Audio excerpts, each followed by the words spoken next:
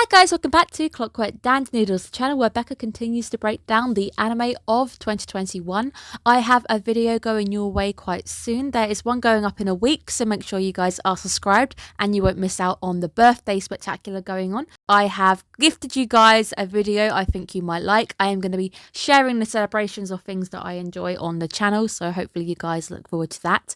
Also make sure you are subscribed because the top 3 anime of winter 2021 will be going up quite shortly as I crown the 3 anime that have really grasped my attention and I think deserve to wear the crown.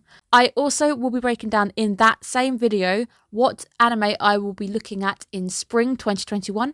What 4 anime have made it onto my YouTube list, so I will be breaking down weekly. I think I've got some really strong candidates on the list and I really hope you guys also enjoy the anime I've chosen.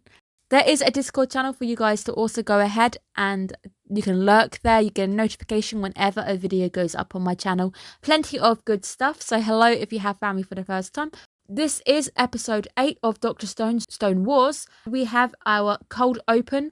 A cold open showing us how the Miracle Cave became the Cave of Wonders, Senku and his statue, and Senku waking up within the stone world. We are thrust back into a transition back to the present day where we are outside of the cave, but we can note a few little changes that the cave now has a diamond-shaped entrance. It's like a triangle. I think that's to match the Tsukasa camp that he's got going on. A lot of the stuff in his camp has got these diamond-shaped triangles. We've also got the guards outside, as the nitric acid is the most important substance within the stone world.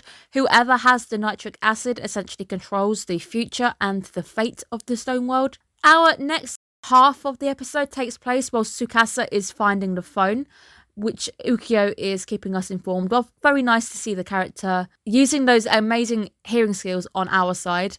Although what happens to him at the end kind of feels like that meme, you know, when you play a game and a character is so good, you unlock them, and then they're on your side and they're really, really crap. It does feel like this. It feels immediately, as soon as he flips over, that bad things happen. Ukyo using those to inform Senku that Tsukasa is at the gravesite, which apparently is quite far away. So this distraction is being made whilst he is busy, because it allows us to have a bit of time without having him on the site. Him discovering the phone means that this is a point of no return. Everything now has to change. Yuzuju isn't safe to be there anymore. So a very important moment, him finding that phone. We now have 20 seconds. We have 20 seconds to not kill anybody and take and secure the cave. The tank now matches the OP, and Taiju also has a shield. I noticed the shield in this sequence, and the shield is making its debut. We haven't seen the shield mentioned yet, so I'm guessing at some point Senku might talk us through the shield. This little segment of us all getting ready to go, it leads us into the charge that essentially closed last week's episode, and a countdown begins. So we have 20 seconds. I will say that I find it a little bit hard to believe that everything we're about to witness happens in 20 seconds. If you are curious, just have a look at the clock and time it and see how quick 20 seconds actually goes. We do see the initial bumpy ride that the steam gorilla ends up taking on to get to the cave. It is encountering lots and lots of potholes. It is a bumpy road. We've seen the fact that there are holes in front of the cave as well. It's not going to be going for very long. The tank doesn't even make it to the cave entrance itself. It kind of makes it a little bit before, so there's still a fight that happens before the tank and the cave. So I'm still actually impressed, like Senku even says, I expected it to not last as long. I wasn't expecting that tank to get anywhere near as far as it did, with the terrain essentially the way that it is. The initial panic starts to wear off, which is followed by quite a nice few sequences. We see how we overcome the whole situation with no violence. We do initially follow the villagers' point of views as we see them enacting and engaging in the foot soldiers of Tsukasa and the way that they all move to attack, but they obviously have to try not to kill anybody. Initially Taiju with the shield, which is very, very clever. He ends up using his shield, because it's made out of carbon, to break all the wooden spears, de-arming the enemy, making the enemy basically useless, and then the guys go in to catch the enemy and remove the numbers, tie the enemy up, put them on the floor. Nobody's going to get harmed by accident if they're tied up on the floor. This initial move is us opening up a path, trying to get us towards the cave. This then leads to the tank eventually going down. The tank was going to go down. We knew it was going to happen.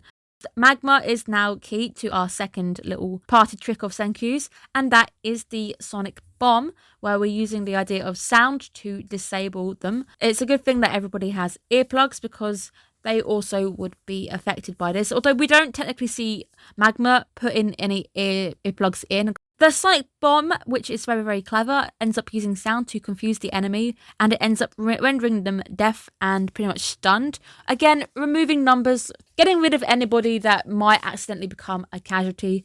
This character, we've seen this character floating around Tsukasa a few times. She is working for the press. She even says this in the episode of Ukyo when she kind of presents Ukyo to Tsukasa. Basically scouts out all the statues, goes, hey, I know this person, this person does this person does this, which is very, very handy. Her character is able to inform Tsukasa, this person here, it might be useful for your empire, why don't you wake this person up? But she does inform us the men were basically supposed to retreat. This would allow for regrouping, allow for them to center a counter-strike. Because they're not doing this, they are removing numbers, falling down to this sonic bomb. Senku basically gains the upper hand. He does lose the upper hand a bit too quickly for my liking. It is very, very clever to see how our village of science and pacifism ends up at least gaining the main ground for a little bit.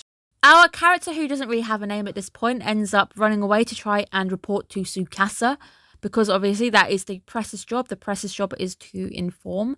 It's the fact that she simps Tsukasa very hard. Ukyo and Nikki end up tag teaming, and we have a tickle attack bringing her down and also stopping the men from running away to inform Tsukasa. We are trying to delay information from making its way to Tsukasa.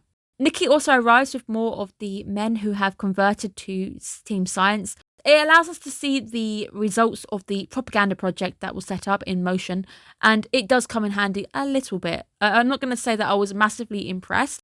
At this point, we're trying to just stop Tsukasa getting there, buying as much time as we can. The sonic bomb sadly gets wiped out of action, but we do get to see Taiju using a sonic scream. I don't know much about the science behind this. I understand that sound is amplified in this bowl and thrown back at itself. Taiju's scream, would it really replicate and even amplify to the same levels as a blast would? I'm not so sure. It does feel like some bits in Dr. Stone are a little exaggerated, or you have to suspend your disbelief a little bit. And this is one of those moments where I'm like, I'm not quite sure that would work as it would, but okay, fair play. If Taiju wasn't wearing those earplugs, he too would be taken out in the blast. It would also affect him and burst the eardrums. You can burst an eardrum and it is horrifically painful. Senku may not be killing anybody, but he's definitely going to be injuring a few people like this. But 20 seconds is now up. Everything you just saw just happened in 20 seconds. I don't quite believe that it took 20 seconds for all of that to happen. The two teams unite in the centre, where we have Team Cave and Team Propaganda coming face to face with the Miracle Cave. What about Tsukasa and the main camp? I can't imagine that everybody in Tsukasa's army is at one place, and also we know that the man himself with Hyoga is not there just yet. They've won a battle, but the war is still ongoing. We get quite a nice moment where the three hug and we start to reminisce about their parting, how far the guys have travelled on their own for the past year, and the challenges that the guys have faced on their own and how far we have come. Everything feels like it goes a bit too smoothly. Naturally, we are thrown back into it when Tsukasa and Hyoga end up ascending on the cave faster than expected, giving us no time. The first half of this episode felt like it was going too smoothly, and then everything kind of smacked us in the face, where Ukyo, our pacifist, the one who actually wanted no killing in the first place, Ukyo goes down hard, and I don't know if he's going to survive. If he does survive, we're going to have to be quick about it, and he's going to need the power of science to save his life. Hyoga and Tsukasa arrive together in style.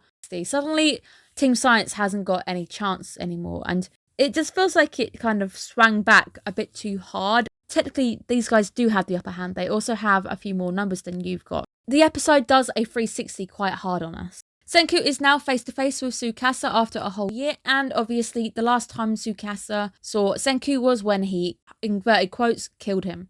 And he does greet him with the idea that to think that I'm going to be killing you twice. And it's one of those very, very powerful moments because we get the sun coming out and this is it. This is There's no going back. Senku is either coming out with a victory or he's coming out as a corpse, because Tsukasa isn't going to make the same mistake twice. Senku's propaganda lie is also exposed. Everybody finds out that it's just a lie. Gen is now called out for it. This was going to happen at some point. Those people who have turned onto Senku's side could probably spin a lie saying, well, we fell for the lies. I'm sorry.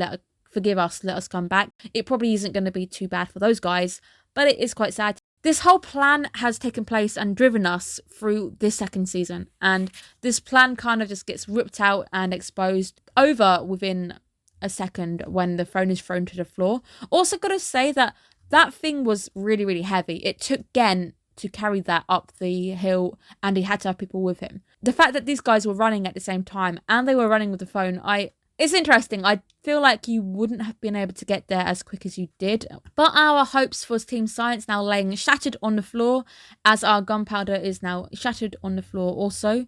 Senku figures out that the only way out of this is for him to die and the others to live. I end up feeling really, really bad for Team Yuzuru, Taiju and Yuzuriha, just because they've already seen Senku die. They don't want to see it again. And it's the fact that we see Taiju coming straight out to protect Senku. He's not going to let this happen again.